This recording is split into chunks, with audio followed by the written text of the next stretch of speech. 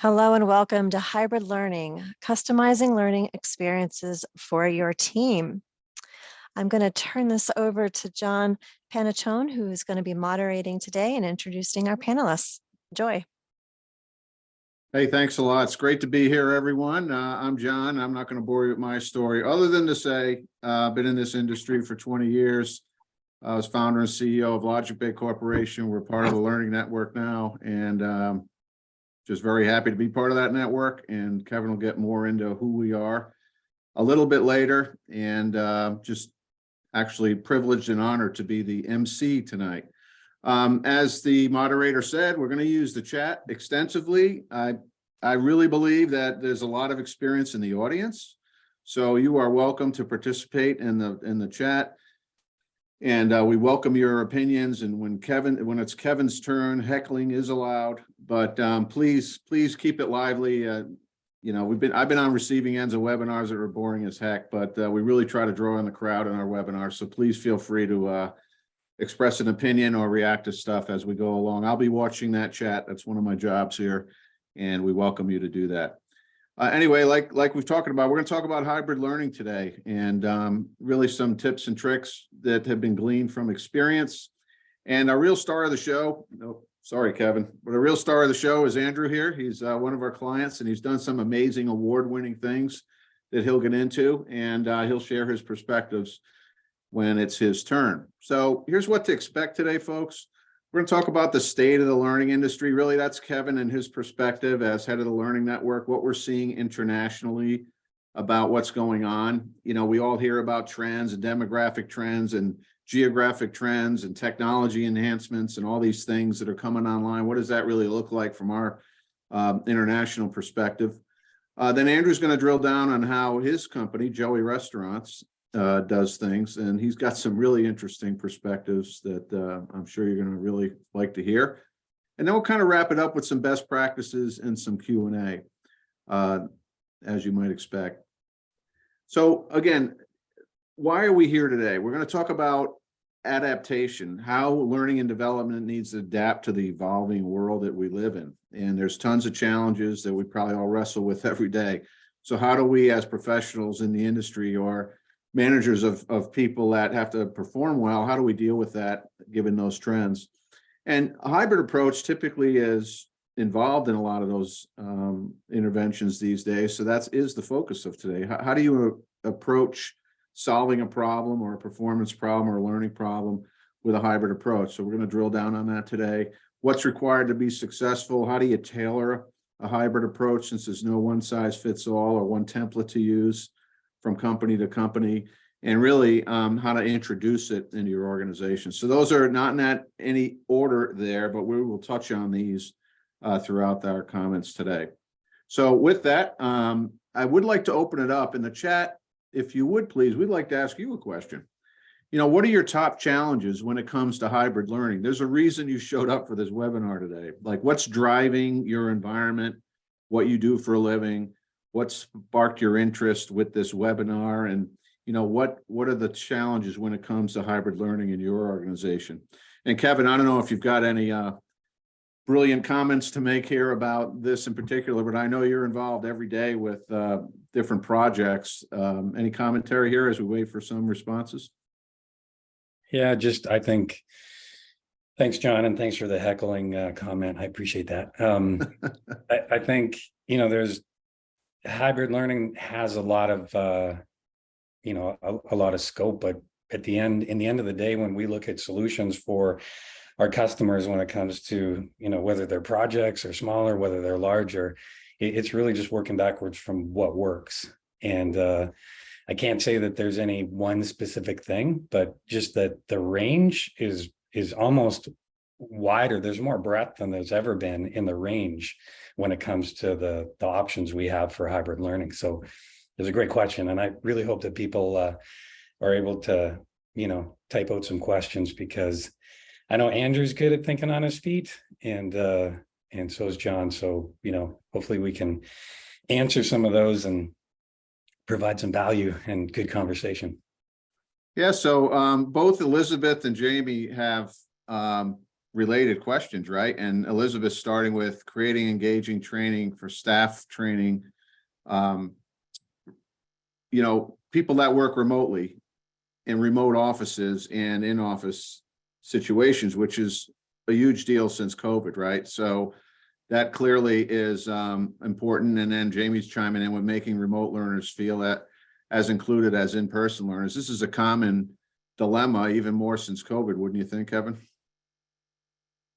Yeah, I think so. I mean, you know, it's always been a challenge. I mean, I look at even the, you know, years ago, John, you said that, you know, you'd been in this industry for a while, as well as I have, back when my beard wasn't gray. And back then we were trying to talk to people about, you know, digital learning and, you know, try to say, hey, you know, digital learning has a place. It doesn't all have to be face to face. And then that started to catch fire, and pretty soon we had to slow people down and say, you can't do everything in digital learning. Like you have to kind of find a blend. And you know, we had people coming to us saying, well, we want to put an entire certification program online and do the whole thing. And we would assess it and say, you can't, like, you got to have people face to face at some point, and we would kind of pinpoint where and why. So, you know, the what's the right methodology for the right situation has always been, you know, what's most important and the thing that we have to get right. Yeah. Thanks. So you can all see each other's responses. I'm not going to read them all to you. One of the reasons we do this with the chat is you can all probably realize that you're all facing challenges today, right? Just by the evidence of what you put in the chat group. And that's kind of what we want to do, is have facilitated discussion, realizing that we all have different challenges. Some are similar, right? With this remote situation becoming more the mainstream since COVID. But now we've got, you know, other issues that you guys have shared. Thank you very much. And we can all get a sense, looking over our left and our right, figuratively here, on what are some of the other challenges our colleagues are facing as well. So with that as a backdrop, Kevin, I'm going to turn it over to you, and you can take it from here and just talk a bit about the Learning Network and our experience. Kevin? Yeah, thanks, John. I'll just introduce the Learning Network, and I promise not to go on too much because we want to hear from Andrew. He's the, I mean, the one thing we all know as educators, that people are looking for context. They're looking for stories and application. And that's what we want to get into, is what are real examples that have worked. But I will tell you, the Learning Network is a unique blend of digital learning solutions is what we offer. And we also have learning platforms that are focused on performance and workforce development. And I would say we offer a range of learning media within these solutions that include everything from augmented reality, virtual reality, e-learning, video, micro learning, like it goes on, you know, the whole spectrum. And it's funny, I was at a conference not long ago, and I was listening to other vendors and other learning companies, and they're introducing themselves. And I thought, you know what, that actually sounds like us. It sounds like there's nothing unique about what I'm saying. And so I thought about, you know, how do I describe who we are that's a little bit different? And the only way I could describe it is, you know, when you're trying to, when all you have to sell is a hammer, you really have to talk about why everybody needs a hammer. And I think the Learning Network has such a spectrum that, you know, we really have all the tools in the toolbox. So that takes the focus away from those tools and puts the focus on the customer to look at what's the need and why can the focus be on the customer, because it doesn't have to be on the hammer, because we know we have all kinds of tools.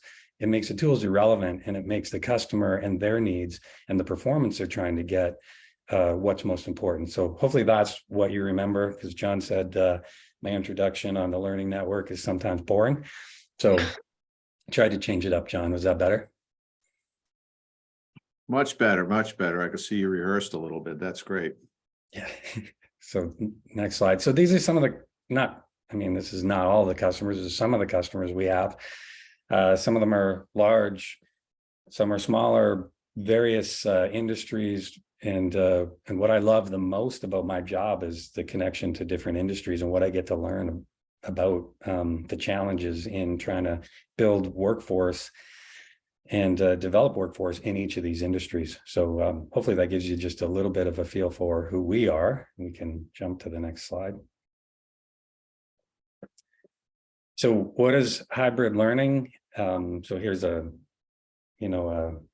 definition, but I would even simplify this and say that the definition is really having the right modality or the right methodology connected to the right situation for learning. And that can also be connected now with, physical space. Where are people? Are they virtual? Are they in person? And getting the right thing for the right situation is really all it's about. John, would you add anything to that? No, I think it's just to reinforce what you said, just reinforce what I said at the beginning. There is no like magic recipe or template to apply from situation to situation. So, but there's some principles to apply that we'll get into, but I would agree with you. Okay, let's go next slide, please. All right. So just wanted to address a couple of things. Again, I won't spend much time here because I'd love to just get into the questions and get Andrew talking about, what they've done. But, the last couple of years have been pretty extreme. And I look at our customers and there's just been a lot of pressure on businesses in general. And then that pressure to really drive the digital learning strategy in the business. And whether your company had a good digital strategy before the world changed, or if you didn't, there was rapid pressure in order to get things organized. And some companies did it really fast and got things moving. And now what I'm seeing is that there's actually a little bit of a pause to review the things that we put in place and say, okay, this was maybe a fast practice to get this in place. What's best practice now? Now that we can breathe for a second, what does it look like? And what do we want it to look like? And, keeping in mind that there's, massive changes still happening. I mean, some of the things that happened in the last year, even if I look at our company, we had always been, embraced remote work, and that was a differentiator. And then all of a sudden, the world changes and everybody starts to embrace remote work. And now that's not that's not something we're doing that's unique. And then, things like the Great Resignation come up to say, hey, we're expecting a little bit more here, and there's a lot of pressure on businesses. So, there's turnover, in the companies that we're working with. There's, they're up and down, there's inflation, there's a lot of pressure, more pressure than I've kind of seen in my career. And all that pressure gets brought out to us in order to try to do our jobs. And the learning experts in companies have to actually, take all that pressure and turn it into a strategy that's workable. So, it's not an easy time to do what we're doing. And, I was looking at, John, this is where I did rehearse something, but, there was, McKinsey did a study and came back to say that given the opportunity, 87% of employees would choose to work remotely if that's an option. So, that's almost 90% of people saying, well, I'd like to work from home. And so if most people would like to do that, what does that mean to our strategy around learning? And, we can get into more of this, but I think what I'd like to do is introduce Andrew now, because John said he's going to get the cane out if I talk too much. And so Andrew Martin is Vice President of People and Culture at Joey Restaurant Group, and really excited to have him talk a little bit about what they've done for a couple of reasons. I had shared earlier that we work in lots of industries, and that's the favorite, one of the best parts about my job is working in many industries. And each industry teaches something about, how to deliver and how to set up your digital strategy. And the more extreme that industry is, the more important it is to get that right, but the harder it is to get it right.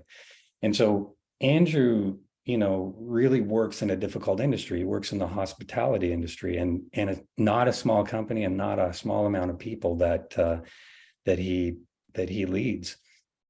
And, what I've learned knowing Andrew for a number of years is that that industry and its difficulties, and I see this in many industries, that adversity builds, an excellence that really helps others kind of understand what that best practice looks like, because it's such an extreme place to be able to rise to the top. And Andrew and team have done a lot of great things, and we'll get him to talk about it. So what you have with Andrew is you have a really difficult industry, and then you have a team that has really excelled within that industry. So I think he's got some great things to say about what they've done and some of the learning we've had over the past few years. I've kind of witnessed it. And I always learn things when I talk to Andrew. So I guess, really like to turn it over to him to just introduce his company and just give you a sense as to some of the things that they've done, so that it sets a stage for the conversation after when we get into some of your questions. John, I don't know if we want to. That's good. Yeah. Do you want to move it to the next slide? I just wanted to, okay. It's perfect there. It's always the interesting thing about doing webinars is you look at yourself and you don't see anybody that you're talking to. So it always makes it also makes it more challenging. I just saw some of the people calling or listening in from New Zealand, Pakistan, Edmonton, I think it was North Carolina. So anyway, thank you for many of you. It might be a strange time of day to be doing this, but I'll just tell you just a brief sense of who we are right now. We are a restaurant group. We started about 30 years ago. We're at about 50 restaurants right now, 7,000 people. And we're a really different place. We are an organization that really focuses on people development. So when I joined the organization 15 years ago, met with the owner, and he said, Andrew, you might think we're in the restaurant business, in the food business. We're not. And at that point in time, I'm thinking, well, what business is this? Like it's not food, like not restaurants. We're in a restaurant here. And he said, we're in the people development business. So that one line is what actually had me join the organization. When you have an owner who's got a mindset around developing their business around people, and people are the most important thing. So here, just want to give you a few pictures of kind of some of our restaurants. These are actually in California. So we're spread out. I'm based in Vancouver, Canada. We're based, we have restaurants throughout Canada and then throughout the US as well. We're just opened up our fourth restaurant in the Los Angeles area. We've got one in Houston. We've got restaurants, opening up a restaurant in Miami. So we're growing really, really rapidly. So I'll just click the next slide. There's another, I think, pictures. And then next slide. Just we're very proud of we want to really drive diversity in our organization, and especially in our kitchens. And we've really taken it on. Female leadership in the front of house, and we've done great work there.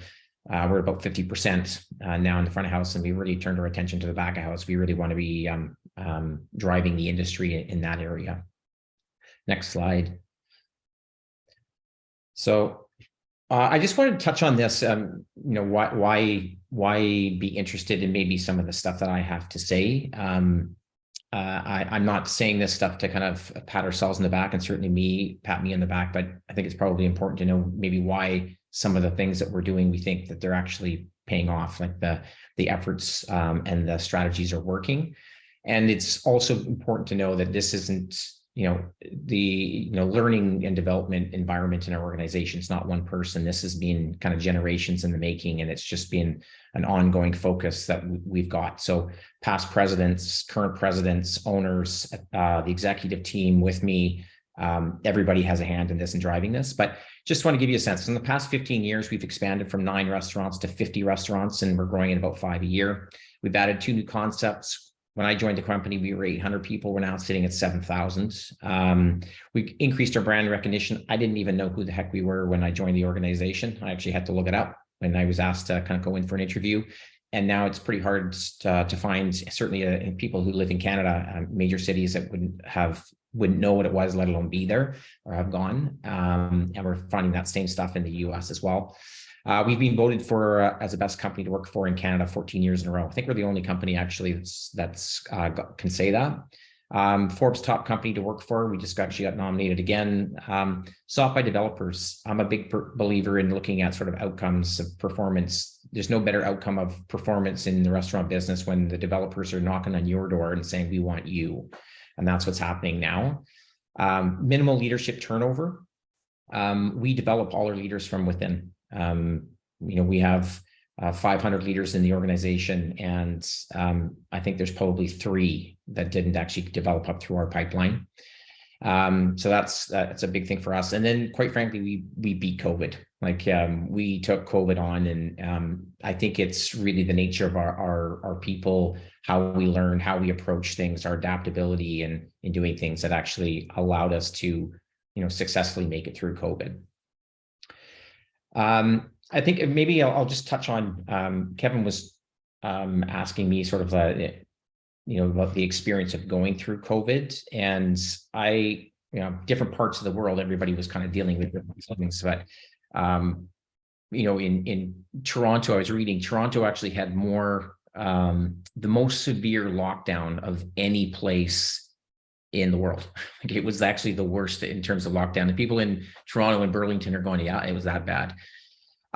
Give you a sense, we literally, in a stroke of a pen, I laid off 5,000 people. And then 3 weeks later, I had to hire them back. But a lot of them are gone, right? I mean, so you're now having to get people and train them up really quickly. And then we had to lay them off again. And then we had different areas that, the different states, different cities, all different sort of laws and things, shutting things down. So it was absolute mayhem. And but it also created an unbelievable incubator for change in how we actually went about sharing information, aligning on things, educating things. And Kevin touched on it there. It really changed our mindset on, what was possible and sensible. Because going into COVID, our corporate office, anyway, we were 100%. It was like no one worked from home. You came to the office, you worked the 5 days a week, and the only time you were working remotely is when you were working at night or on the weekends. So COVID actually completely forced us to shift our minds. So to give you a sense of kind of what we went through during COVID, we went into COVID at less than 1% of our business was takeout. And literally overnight, we had to change from being an dining in experience, sort of premium casual, to being 100% takeout. So we did everything that we could possibly do to make that happen. And it's not a matter of just coming up and do packaging. You actually had to completely re-engineer all the food, because it's quite high-end food. We had to re-engineer all the food, all the packaging, all the integrations of our sales force, or the ordering technology, linking with Uber Eats and things like that. We had to completely change our business model, and it was quite something. So that that experience turned us upside down and forced us to move away from some of our thinking that we had to do education and learning a certain way. And we were very successful up to that point in many different areas, but we really was like, wow, we really have to move in a new direction. One of the things, we were actually just on a call this morning, and it was 150 of our managers from across the organization, the most senior people in the company. And we meet every 2 weeks, and we go through for half an hour. And that all came from COVID, where we actually got on calls every single day, and it could be 5 minutes, it could be 30 minutes. And we actually just got on, readjusted by a half a degree of where we were the day before, because that's what we needed to do. And it really sparked a change in, hey, this is actually it went from being this is necessary under the circumstances to now it's like, no, this is actually works. Now we still get together and we still have meetings together. We still have meetings in different ways, but having that large group meeting and having everybody on the call together, knowing how to operate effectively in that kind of environment, really has us be like a hot knife through butter now, in making sure that everybody's perfectly aligned. So I'll give you a sense of kind of what I kind of deal with, maybe with our employee group. So we have approximately 7,000 people. We have, in our industry in Canada and the US, it's quite a high turnover industry. So we could be training up to 12,000 people a year. And so people can come in, our partners, which we call our hourly employees partners. If you're a server or cook, you could be coming in and it could be a summer job. It could be a job maybe just for spring break. So we have a tremendous number of people that we have to get up to speed incredibly quickly. And if they don't get up to speed, and that negatively impacts the guest experience, we're in trouble, right? There's a real issue with that, because you're going to lose sales in that moment, and you're going to lose sales from that person going forward. So the importance of actually getting these, 12,000 people a year, to actually get up to speed incredibly quickly, is critical to our business. It's actually fundamental. If that doesn't happen, then we're in big trouble. So our employee group is, probably the majority of them are around 23 to 25 years of age. Our business is a 24/7 operation, 364 days a year. We only really shut down for one day, sort of at least a scheduled shutdown. We are in different time zones, different countries. So we have to, every training we do, we got to figure out how to work around that. And you can't shut down the business to deliver training. It just doesn't work. The business has to run. So like very, very, very rarely for anything where are we going to be shutting down the restaurant. And we've just, like, the younger demographic, it's certainly, as I'm getting older, the younger demographic, they're obviously, their way of ingesting information is completely changing. And the methodologies that we had in the past and things that we were doing in the past, as we as leaders are all getting older, we're realizing how much we need to actually rely on feedback and information from our younger group to actually be able to deliver great training. So feel like I'm doing a monologue here, but I could go on forever. But Kevin, is there any or John, any way you want me kind of to divert, my thoughts, or just keep going with stuff? Kevin, you got something? Yeah, I would maybe just ask you one question just to set the stage, and then we can go from there. And then I'll pass it over to you, John, and see what your thoughts are, maybe if there's some other questions from the chat. But a couple of things as you're talking, I was thinking about. So one, I'd love you to just talk in general about how hybrid learning shows up at Joey in light of some of these changes. Like, what does it look like typically when you're training some of these people? How much of it is digital? How much of it is in person? What have you found with that demographic? Why don't we just start with that question? Yeah, sure. And we talked about this before. Like, I don't think in terms of hybrid. Like the term hybrid just sort of doesn't resonate with me right now. It's just training, right? And I'm always looking for the most effective, efficient way to kind of get the outcome I'm looking for. So it's not about what the delivery, and it's not about the inputs, and it's about what do I want, and then what's going to be most effective in getting that. And sometimes it is money related, right? The cost of flying people in to do training face to face can be a problem. So it really depends on sort of what area we're training, who we're training, what the concepts are. But I'll walk through maybe some of the changes we've done to our server training program. So as we came out of COVID, I actually hired someone in from our operations group into the learning and development team, and kind of hit them with a project of, I want you to kind of update and kind of revamp the server training program. And it's a good example of somebody, this person didn't have any education in the field of learning and development, didn't know technology, didn't know learning methodologies and things like that. But man, she knew the business, and she knew what was working, what didn't work. And she also really looked at the learning from the learner's perspective, which was, these quite young individuals coming in that, absorb information a little bit differently. So now when say a server is hired, the first step they have is all digital. So they actually go through and they learn all about their specifications. They learn about the restaurant, just the knowledge base of things. They actually do that all online.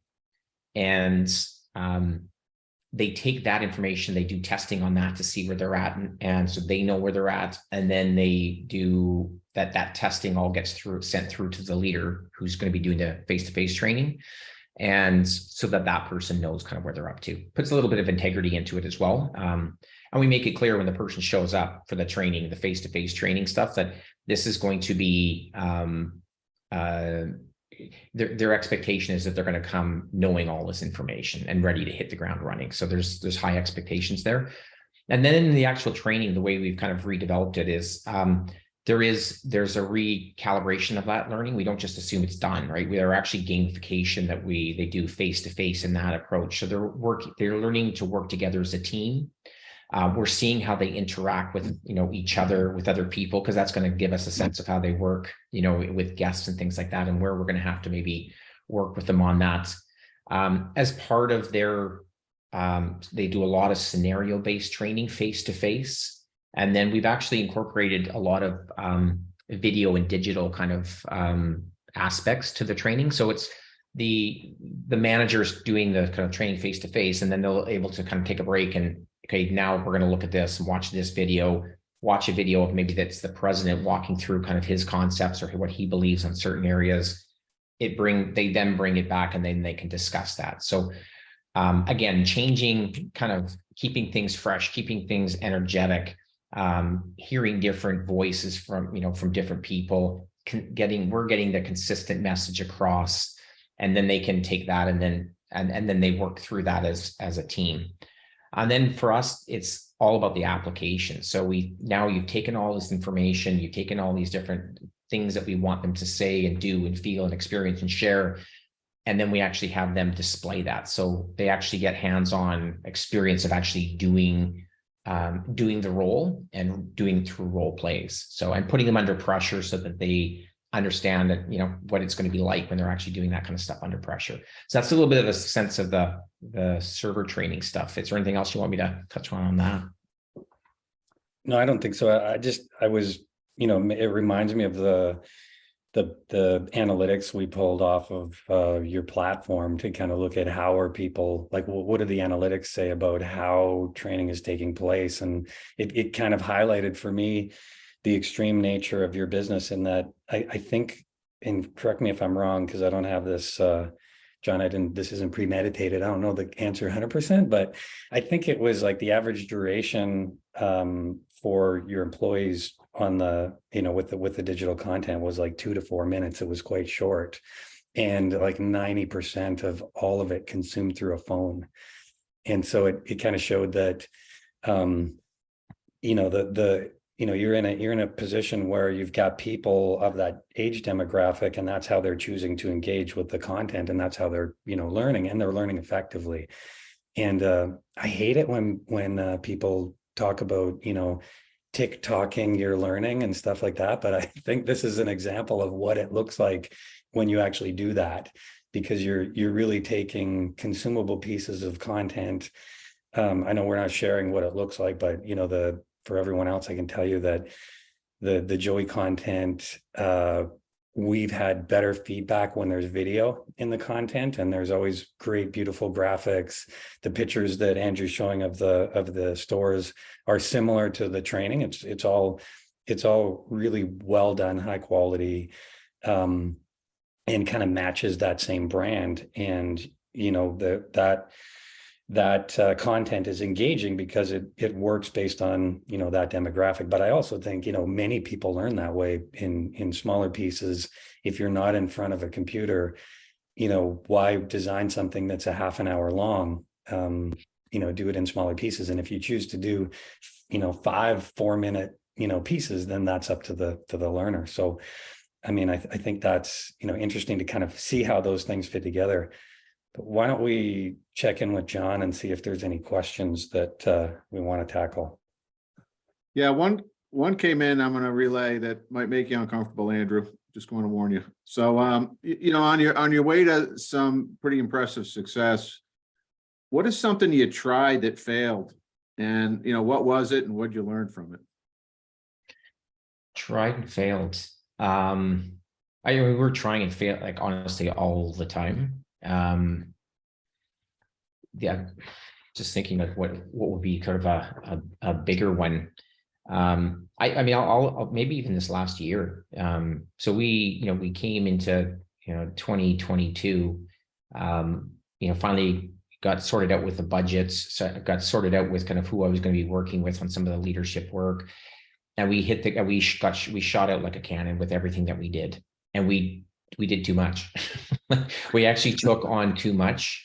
We almost, killed ourselves and myself and my team in the process of trying to kind of get out content and deliver things and have it be the right, like, and I think where it fell apart a little bit for me, and I'd say in terms of maybe our ROI is we had too many concepts going. It was like people didn't have enough time to absorb and apply some of the things that they'd learned.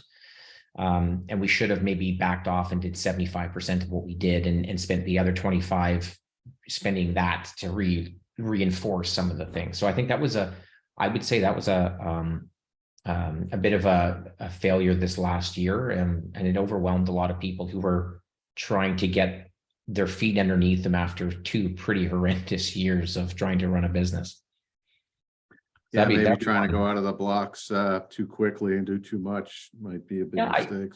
I think that there's, I was talking to we were doing an education session for our executives. So we did this last year, for example, for our executive team, and not just them, but this particular course it was 15 days, actually just on leadership training, like different concepts.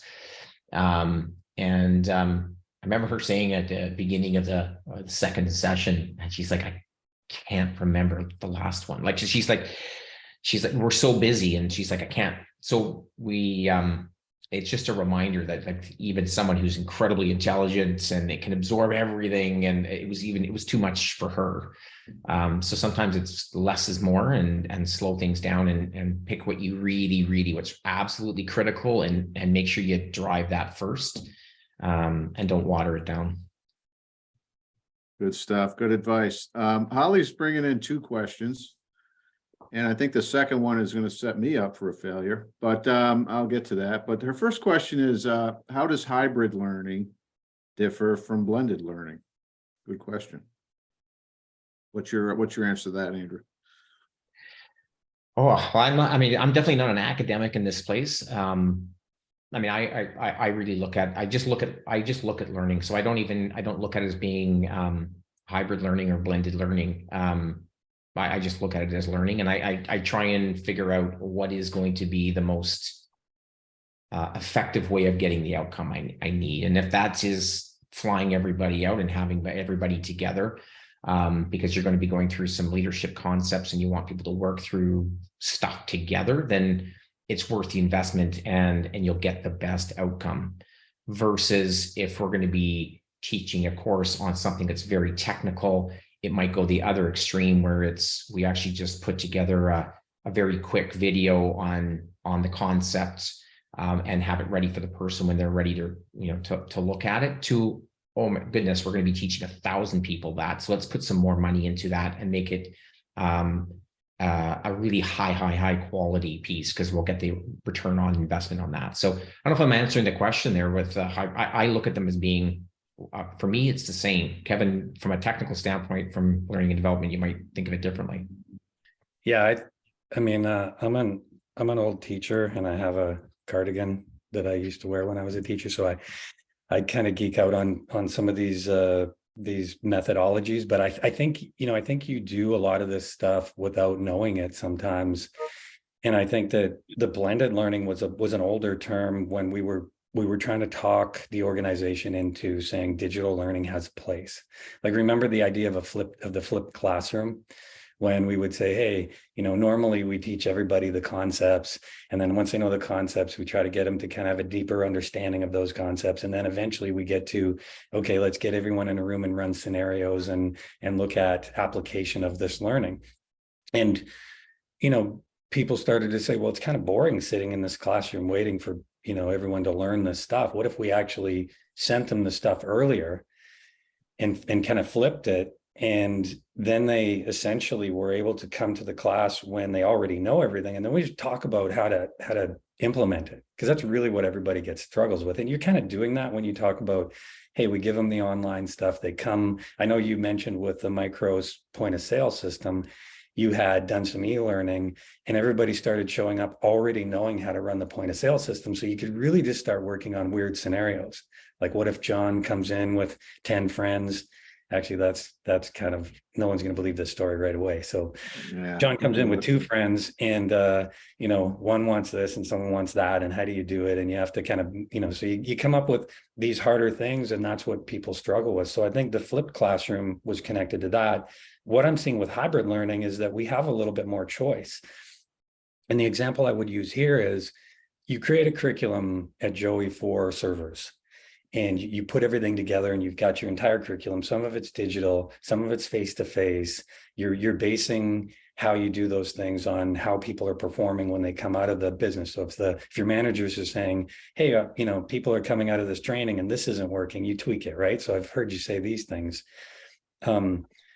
So with hybrid learning, so some people, we haven't shown this, but the Joey system, Andrew's kind of worked in the back end and done a lot of gamification and done some badging around certain things. So there's sommelier badge, there's your like how to build cocktails badge, and there's, how to do different things.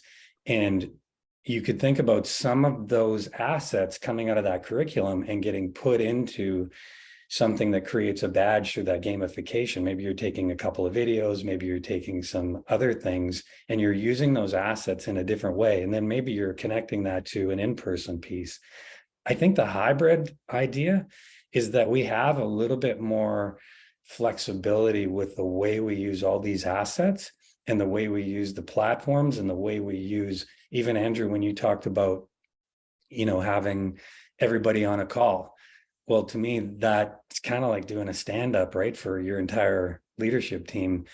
That's something that you learned through COVID that, blends into a hybrid model. So I just think the breadth of hybrid is bigger than maybe what we had in blended. And I don't know if I love, feedback on how others see that, but that's kind of how my brain separates the two. Good stuff. So in the interest of time, why don't we, Andrew, why don't you start to maybe wind it down in your concluding remarks?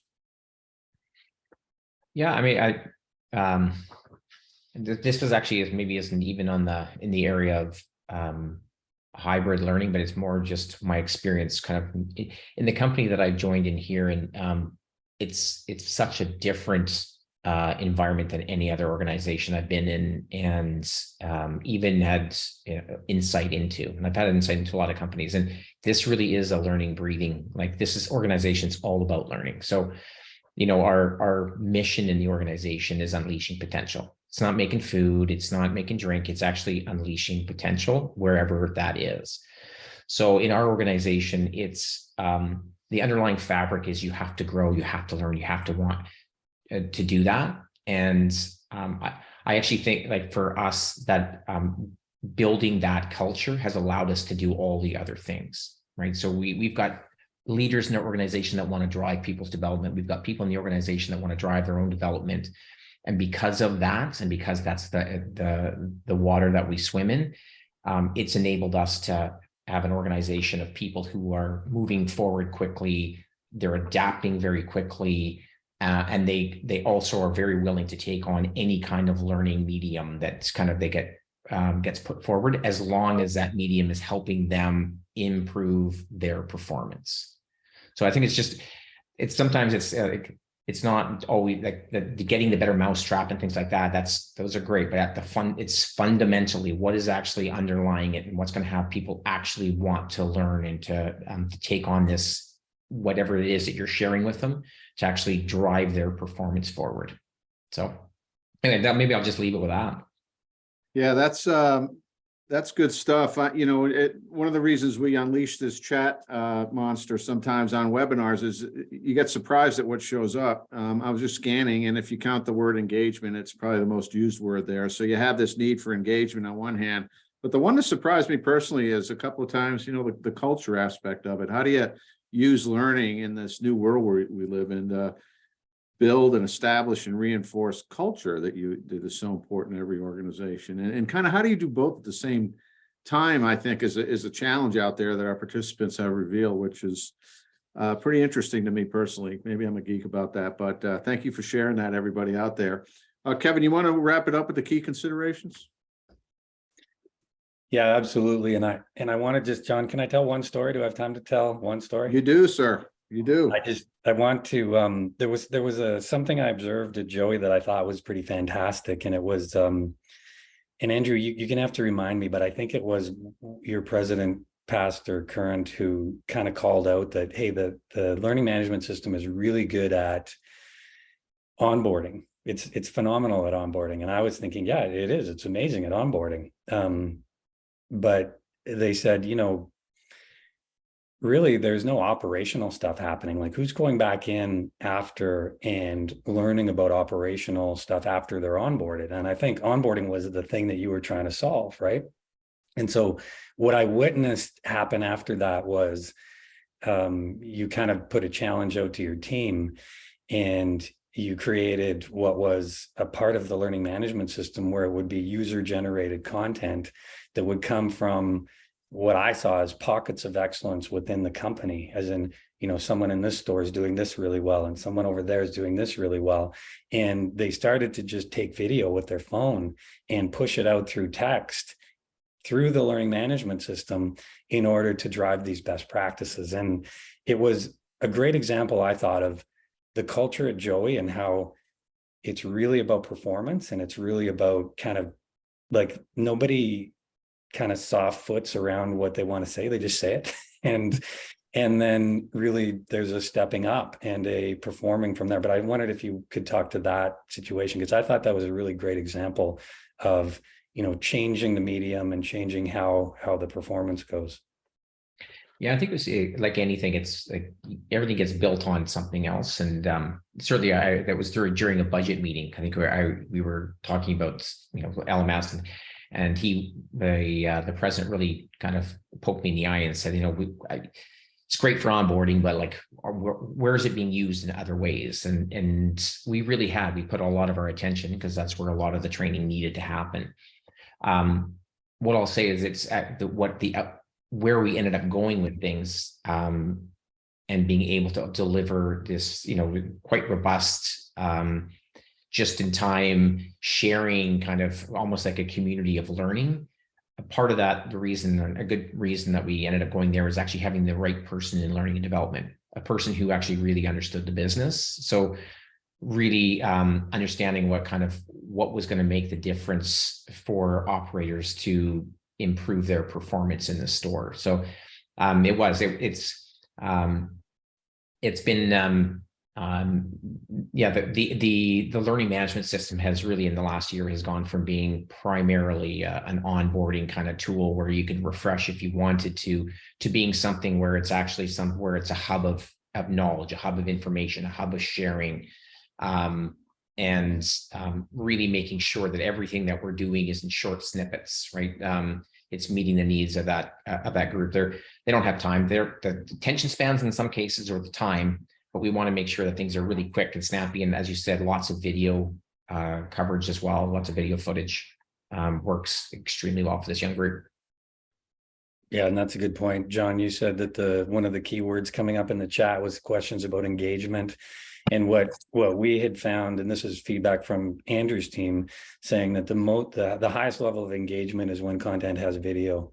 And I know video is, and we had struggled over the years from having a high production video with big teams to, taking a video on your phone and using that, and everything in between. So, that'd be something I would share, is anytime you have anything like that, and also changing up the media so that I think people get fatigued. So if you have, a mix of, video as an anchor, and then maybe some people can engage about the video and go from there. And sometimes, people will read something when they're vested, but the video is what helps them get vested, and then they can kind of work through that. So those are some of the things that we have found and kind of seen work.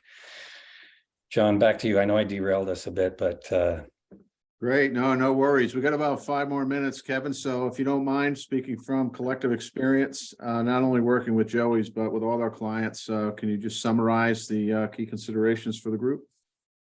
Yeah, I think the key considerations are, ultimately that, what Andrew had said is we really need to look at what drives the business and the feedback from, what we need to have happen there. And then, we build learning that supports that, but we use a variety of media and delivery methods in order to make that happen. And, we're finding that shorter content and pieces can still be, linked together, but that's how, look at how your people consume content and build around it so that it fits the environment. And I think that'll kind of allow things to flow from there. And then the other thing is what I watched with Joey is they started to build things that worked, and then they built off of that. Whereas I've seen some organizations really look at it as like a means to an end. We need to fill the LMS with all this information and we need everybody to take it virtually. And then it was an LMS full of content that wasn't important to people, and that became an LMS that wasn't important to people. And so that became a really poor learning culture. And in some cases, you have to work to completely flip that. And lots of learnings from there with different customers that we've engaged with where that's what happened. So Joey's done that really well. And that's why I was really happy to have Andrew share some of those things, because, this is a organization and group that's really doing great things when it comes to workforce development, which is the word I like. And the way Andrew described it was even better. So John. Good stuff. Well, this slide kind of summarizes the points that have been made at different times. I would like to say there were no particular order here, but these are some of the things, the key takeaways for today. I do want to also say that, speaking of takeaways, I'll be glad to talk to any one of you who attended today. We got a free hour of consultation on the concepts we talked about today, and we'd open that up and offer that to anybody who's attended today. And the link to take us up on that will be in your follow-up email that we'll send to you. And we appreciate your attendance. So I'm going to just give some closing comments, and I'm going to pass it off to you guys for final comments, and then we're going to end right on time. Thank you very much for your participation in the chat. As you can see, we're all kind of struggling as a group in this webinar today with similar issues on one hand, but nuances based on our organization on the other. So I think you could see that for yourself. That's why we encourage the interaction in the chat. So thank you for participating in that. I'm going to turn it over to you guys. We've got about a minute left, just to final comments, and then we're going to shut it down. Here I'll go. I was just looking quickly at some of the chat comments and just around culture and preserving culture, and that's really important to us.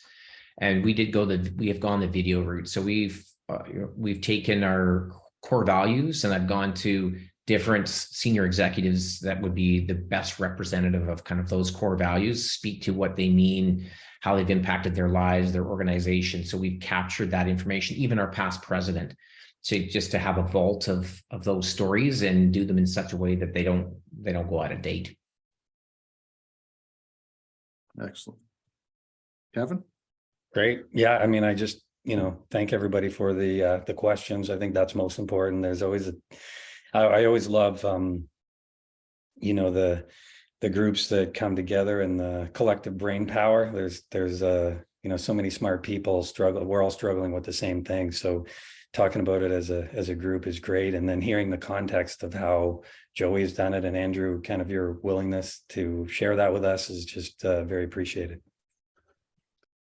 Yeah, thank you, Andrew. And thank you, Kevin. So thank you all for attending. We appreciate it. We'll see you at the next one.